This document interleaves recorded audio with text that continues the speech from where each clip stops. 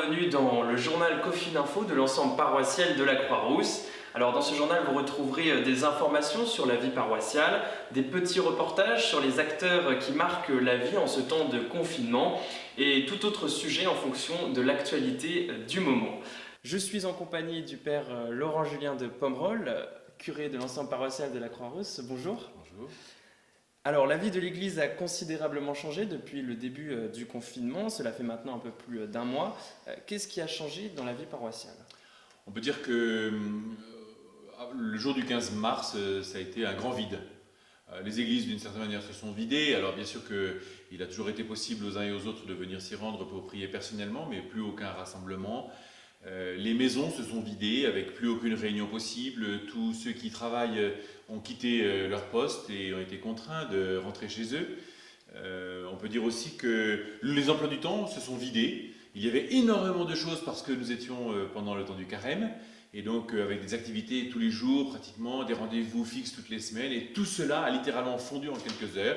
C'est une expérience assez inédite que nous avons vécu avec au début beaucoup de déstabilisation pour nous les prêtres, mais sans doute pas que nous, et puis petit à petit un apprentissage à vivre autrement.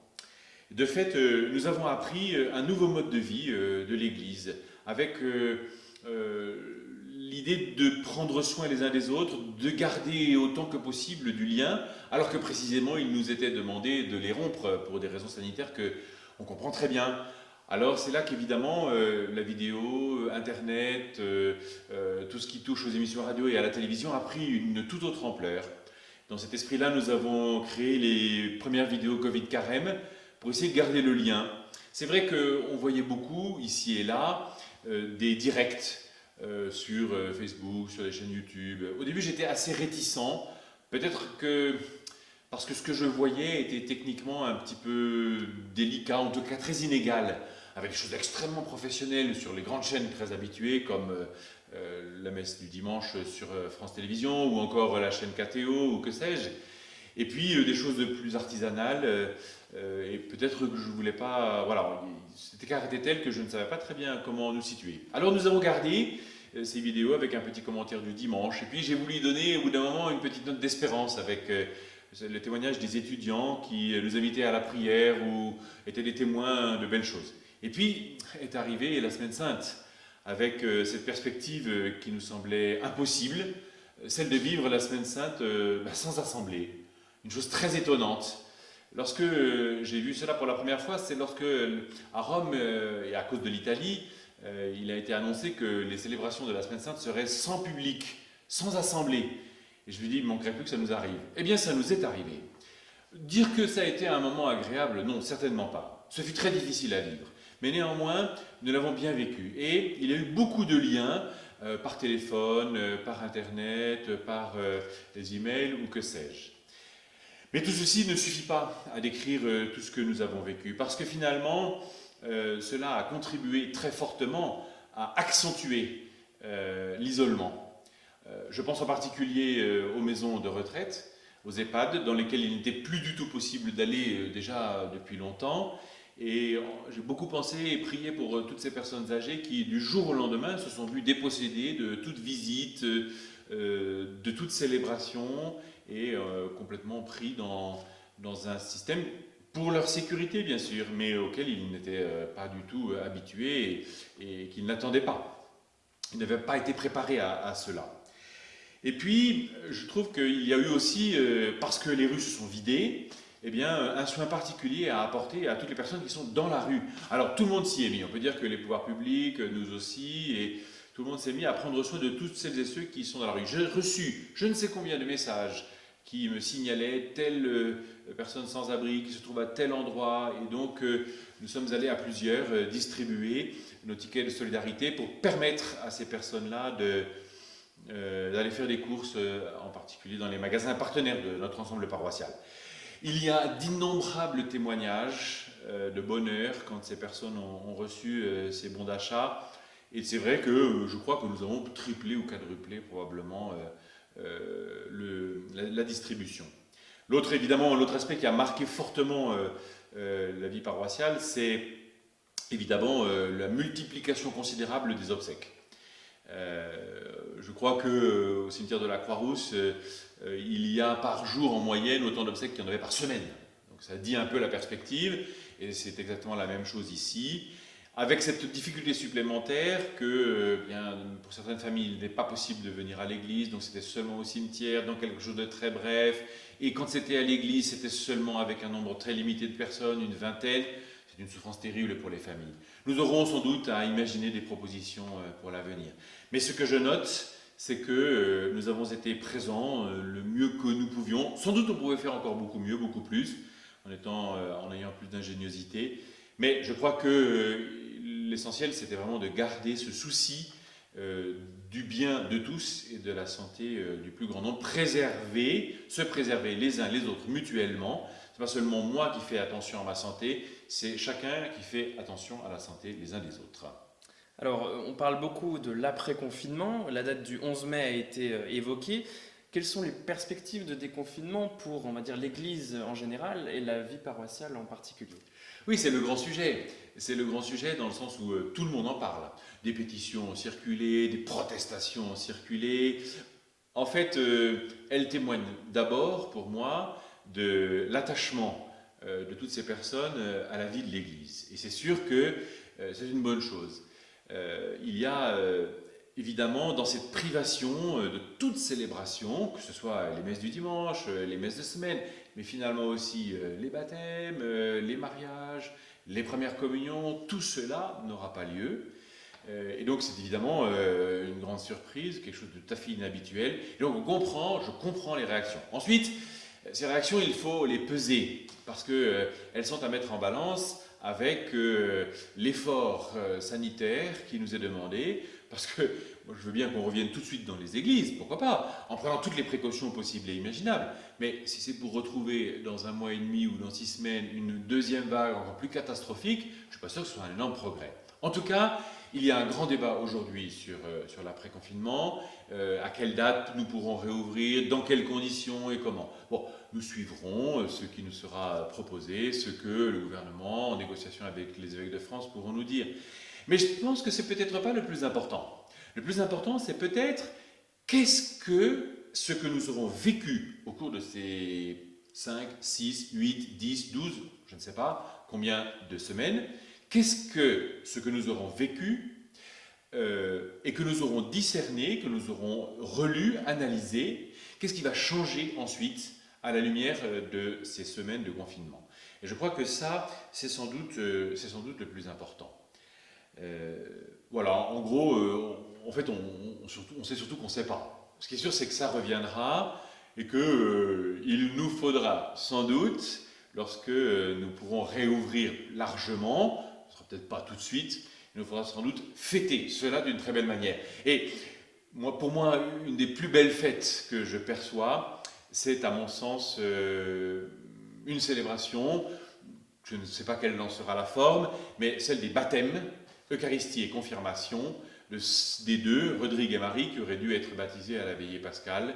Et ça, c'est sûr que c'est une préparation qui a été pour eux très longue. Et évidemment, voir que après 2 ans de préparation, dans les dernières semaines que tout s'effondre, je pense que c'était difficile. Donc, pour moi, c'est la première chose que nous vivrons au cours d'une très belle messe dominicale, mais nous ne savons pas très bien quelle forme cela prendra. En tout cas, progressivement, c'est vrai que ceux qui sont habitués à travailler ici vont petit à petit revenir pour reprendre leurs fonctions. Et je n'en serais pas mécontent parce qu'il y a beaucoup de choses qui sont arrêtées et qui ne peuvent pas rester arrêtées continuellement. Mais c'est sûr que l'ouverture des salles de réunion et le fait de se retrouver à plusieurs dans l'ensemble des maisons, ça n'est pas tout à fait pour demain. En même temps, et je terminerai par ça, le plus important, c'est peut-être pas de se plaindre, c'est surtout le soin que nous pouvons avoir les uns les autres. Moi, je pense en particulier à tous ceux qui sont très fortement impactés. Je pense à beaucoup de chefs d'entreprise, dont les entreprises ont été radicalement mis à l'arrêt. Alors certains peuvent redémarrer, mais pas tous. Je pense en particulier à tout ce qui touche à l'hôtellerie, aux bars, aux restaurants, qui eux sont très durement impactés. Mais peut-être que ma pensée, parce que cela me touche particulièrement, elle va vers tous les acteurs de la vie culturelle. Parce que là, le délai pour eux, il est bien plus grand. Parce que monter un spectacle, ça nécessite de la répétition, puis ensuite de mettre en route la production, et là tout a été arrêté. Et c'est déjà un milieu qui est extrêmement fragile, et donc je suis particulièrement soucieux de cela. En tout cas, nous pouvons garder tout cela dans la prière, et c'est ce que nous essayons de faire à travers toutes les vidéos que nous avons chaque jour. Deuxième sujet du jour, parmi les associations paroissiales les plus actives, il y a l'AMICR, Accueil Migrants Croix-Rousse. Nous avons interviewé sa présidente, Guillemette Tracol. Bonjour. Alors, ce confinement est une difficulté pour le fonctionnement des associations de solidarité. Qu'en est-il pour l'AMICR ? Effectivement, pour nous, ça ne nous a pas simplifié notre mission puisque nos ateliers, en particulier informatique, théâtre et autres cours, ont dû être annulés. Nos référents et nos accompagnants ont dû prendre des nouvelles régulièrement des familles pour voir si tout allait bien. Et je les en remercie car nous savons maintenant que personne a priori a été touché par cette maladie. Vous avez réussi à loger 4 jeunes qui étaient dans le grand squat du collège Maurice Sèvres. Comment cela a-t-il pu se réaliser ? Alors, comme à l'accoutumée, les administrateurs de l'AMICR veillent régulièrement sur toutes les offres de logement possibles. Et donc, le confinement ne nous a pas empêché de continuer cette veille. Et nous avons eu 2 propositions, l'une de la CLAM et l'autre d'un propriétaire privé. Donc, nous avons tout de suite réagi en faisant nos comptes pour voir si nous pouvions assumer ces appartements. Et il s'est avéré que nous avons dû faire un appel aux dons. Et cet appel donc a été largement entendu et nous remercions vivement tous les donateurs parce qu'aujourd'hui nous pouvons avoir la joie de vous dire que Rodrigue, Maurice, Patrick et Augustin, donc, qui étaient logés au squat Maurice Sèvres, seront donc dans leurs appartements dès la fin du confinement le 11 mai, l'un dans le 9e et l'autre à Dessines. Alors, une question subsidiaire, le confinement va changer beaucoup de choses, on parle beaucoup de l'après. Comment voyez-vous les choses pour l'AMICR ? Grande inconnue. Ceci dit, je suis convaincue que notre quotidien ne sera pas totalement changé, voire pas du tout. Par contre, ce qui va nous poser un énorme problème, c'est l'économie, puisqu'on sait pertinemment que beaucoup d'entreprises vont être fermées. Donc on aura besoin d'un soutien très fort de toutes les autres pour nous permettre de trouver des stages, des apprentissages et des emplois aux migrants de façon à pouvoir atteindre notre objectif qui est toujours le même, de les rendre autonomes au travers donc d'un logement, d'un travail et de l'apprentissage de la langue. Merci beaucoup Guillemette Tracol et bonne continuation. Troisième sujet du jour, les finances de l'ensemble paroissial de la Croix-Rousse. Alors, cette crise sanitaire et le confinement ont des conséquences financières pour tout le monde. Qu'en est-il pour nos paroisses ? Eh bien, de fait, cela fait maintenant presque 7 dimanches qu'il n'y a plus aucune célébration. Il y en avait 4 chaque dimanche, sans compter les baptêmes, les mariages. Nous avions cette année beaucoup de mariages, à la différence des années précédentes. Bon, certains pourront quand même être célébrés, nous l'espérons. Mais c'est de fait un manque de ressources qui est absolument crucial. Par chance, on peut dire que beaucoup de personnes se sont manifestées et je voudrais vous remercier, vous toutes et vous tous, qui avez participé par tous les moyens qui nous sont donnés. Ce sont des gestes qui m'ont beaucoup touché, qui sont vraiment extraordinaires. Évidemment, ils sont sans commune mesure par rapport au nombre de personnes qui viennent chaque dimanche. Mais je dirais qu'il est toujours temps de pouvoir participer, chacun selon ses possibilités, chacun selon ses moyens. Vous savez que notre site internet vous décrit toutes les possibilités qui nous sont données à travers cette rubrique qui s'appelle « Loin des yeux mais proche du cœur » et que je vous invite à consulter. L'adresse s'affiche sur votre écran. Vous savez qu'il y a donc cette quête prélevée à laquelle je vous invite à participer si vous le souhaitez. Elle a l'avantage d'être défiscalisée. Mais il y a aussi l'application La Quête que vous pouvez télécharger sur votre smartphone. Et puis enfin, il y a les dons par carte bleue. Je pense en particulier aux SMS que vous pouvez envoyer en envoyant don au 07 57 91 74 72. Et puis, il y a eu aussi l'ouverture de la plateforme Credophonie. Vous trouvez tout cela sur le site internet de notre ensemble paroissial. En tout cas, merci beaucoup pour vous toutes et vous tous qui pouvez participer. Il n'y a pas de petits dons, il y a juste des petits ruisseaux qui font des grandes rivières, comme on le dit d'habitude. Et puis très vite, nous vous présenterons ce qui n'a pas pu être lancé. C'est la grande campagne du denier. Ce sera peut-être l'occasion de préciser davantage de quoi il s'agit. Merci. Nous arrivons au terme de cette première édition du journal Coffin Info de l'ensemble paroissial de la Croix-Rousse. Dans quelques instants, nous allons participer à la messe célébrée en direct de l'église Saint-Augustin, présidée par le père Gabriel Timin.